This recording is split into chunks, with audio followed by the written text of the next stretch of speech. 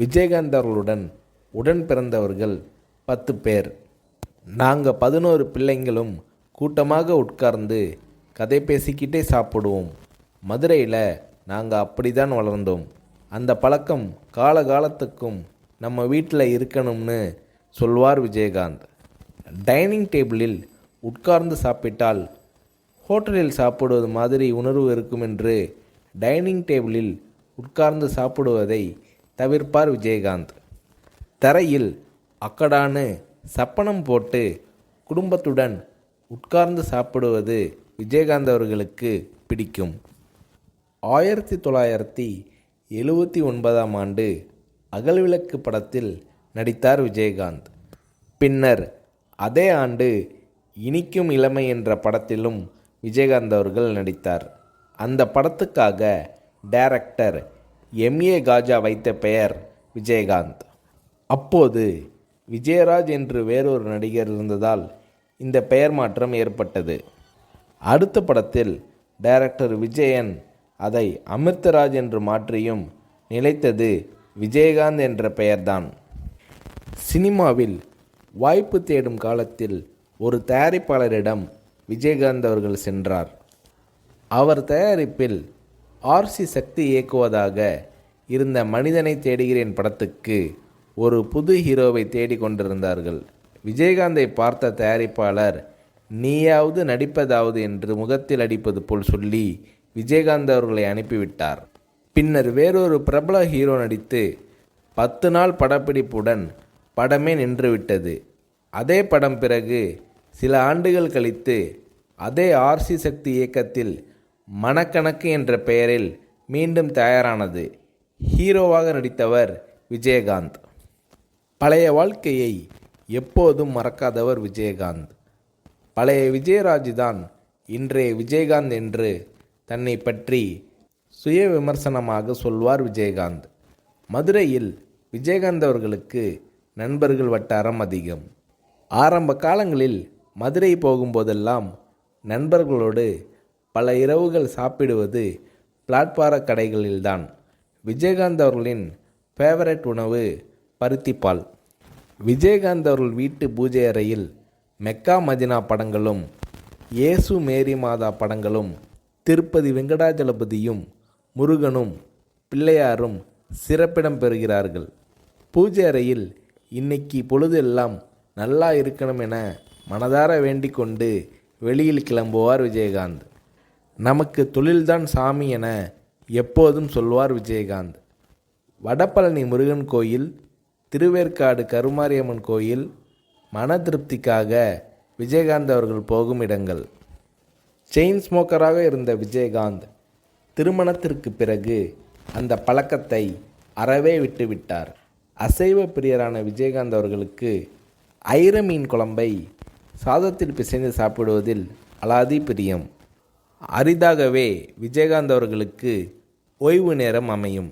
அப்போது மகன்களையும் அவர்களின் நண்பர்களையும் அழைத்து வட்டமாக உட்கார வைத்து தானும் ஒரு மீசை வைத்த குழந்தையாக மாறி விளையாடுவார் விஜயகாந்த். பெரிய சட்டியில் சாதம் போட்டு பிசைந்து குழந்தைகளுக்கு ஊட்டி விடுவார் விஜயகாந்த். ஹாலிவுட் சண்டை படங்கள் பார்ப்பதும் விஜயகாந்த் அவர்களது ஜாலியான நேரத்து விஷயங்களில் ஒன்று. பள்ளியில் படிக்கும்போது கால்பந்து விளையாட்டை பிரமாதமாக விளையாடுவார் விஜயகாந்த். கால்பந்து வெறியர். இங்கிலாந்து வரை போய் நேரில் கால்பந்து போட்டிகளை பார்த்து ரசிப்பார் விஜயகாந்த். விஜயகாந்த் அவர்களது மகன்களுக்கும் கால்பந்து விளையாட்டு பிரியம் வந்துவிட்டது. மகன்கள் சொல்லி சொல்லி கிரிக்கெட் பார்ப்பதும் விஜயகாந்த் அவர்களுக்கு பிடித்தமான விஷயமானது. வீட்டில் இருக்கும்போது பசங்களோடு ஜாலியாக கிரிக்கெட் விளையாடுவார் விஜயகாந்த். விஜயகாந்த் அவர்கள் வில்லனாக நடித்த ஒரே படம் இனிக்கும் இளமை. அதற்கு பிறகு எல்லாமே ஹீரோ வேடம்தான். பிற்காலத்தில் ஒரு பெரிய ஹீரோவுக்கு வில்லனாக நடிக்க ஒப்புக்கொண்டு அட்வான்ஸும் வாங்கிவிட்டார் விஜயகாந்த்.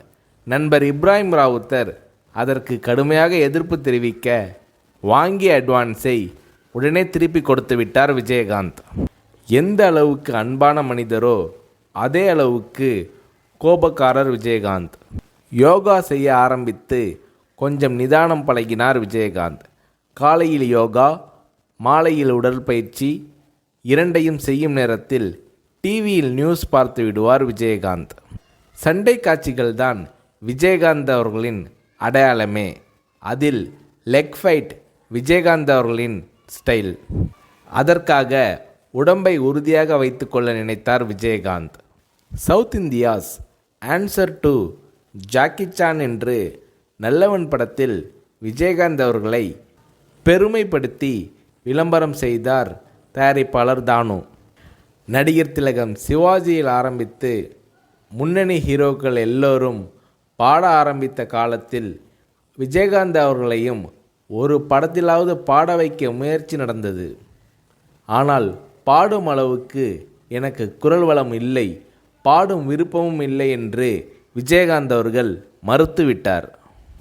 நடிக்க வராமல் இருந்திருந்தால் மதுரையில் உள்ள எங்கள் ரைஸ் மில்லை பார்த்து கொண்டிருந்திருப்பேன் என்று சொல்வார் விஜயகாந்த். சினிமாவில் 3 தடவை விஜயகாந்த் அவர்களுக்கு மார்க்கெட் போயிருக்கிறது. மீண்டும் மீண்டும் போராடி முன்னணிக்கு வந்திருக்கிறார் விஜயகாந்த். திருநாவுக்கரசு, ஜெயலலிதா, ஆர்எம்பி கேட்டும் தராத எம்ஜிஆர் அவர்களின் பிரச்சார வேனை விஜயகாந்த் அவர்களுக்கு கொடுத்தார் ஜானகி எம்ஜிஆர் அவர்கள்.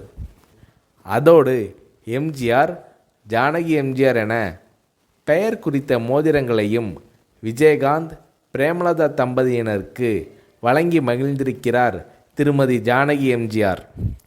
தான் முதலில் வாங்கிய TMM 2 என்ற எண் கொண்ட அம்பாஸ்டர் காரை பாதுகாப்பாக நீண்ட காலம் வைத்திருந்தார் விஜயகாந்த். கேப்டன் விஜயகாந்த் அவர்களால் 10ஆம் வகுப்பு வரை தான் படிக்க முடிந்தது.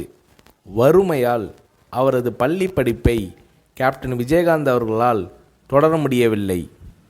ஆனால் வீட்டு வேலைக்காரர்களின் பிள்ளைகளை இன்ஜினியரிங் வரைக்கும் படிக்க வைக்க உதவி செய்தார் விஜயகாந்த். ஷூட்டிங் நடக்கும்போது நடிகர் நடிகைகளுக்கு ஒருவித சாப்பாடு, சாதாரண தொழிலாளர்களுக்கு ஒருவித சாப்பாடு என்று பாரபட்சம் உண்டு. இதை உடைத்து எல்லோருக்கும் ஒரே மாதிரி சாப்பாடு போட வேண்டும் என்ற நடைமுறையை கொண்டு வந்தார் விஜயகாந்த். ஞாயிற்றுக்கிழமை கேப்டன் விஜயகாந்த் அவர்களது வீட்டில் 50 பேராவது சாப்பிடுவார்கள்.